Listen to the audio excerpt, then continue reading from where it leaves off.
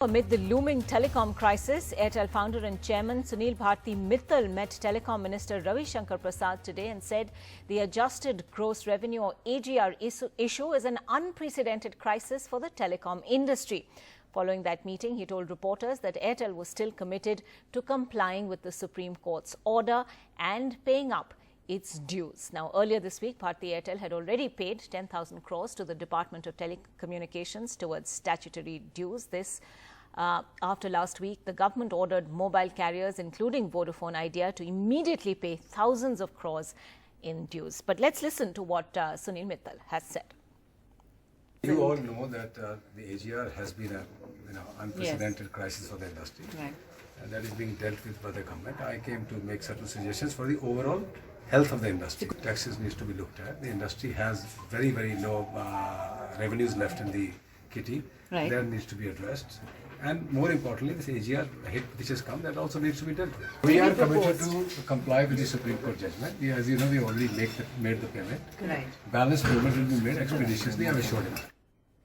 Vishnu Shom joining us with the latest on that story. Vishnu, now we've seen Mr. Mittal, in fact, meeting the Telecom Secretary. Today he's met the Minister, and clearly this is an ongoing thing. Are telecom operators hoping that there will be some kind of leeway given to them at this point? Well, I think what was really significant about what Sunil Bharti Mittal over there said is that he is committed to Airtel paying the dues that it has, the adjusted gross revenues. That's the amount which Airtel has paid an installment of. They've paid a further 1,000 crore rupees as well. Now, if that is to take place, then that means that hypothetically we could be ending up in a duopoly sort of situation with Jio, which is not under any stress, being the other large private player. And then BSNL and MTNL, whether they will be able to survive is a question mark at this stage. So those two government entities, big question mark there, whether the government will want to put in money.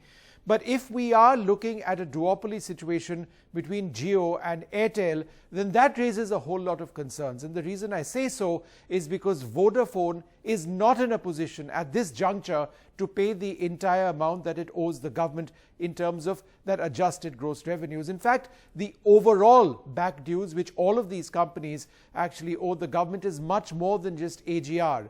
So the telecom industry is in a crisis, and it's in a crisis not just because of the immediate situation with the imminent closure of Vodafone, unless miraculously some funds can be found or there is a new government policy or some way to persuade the Supreme Court not to take penal action against those who don't pay.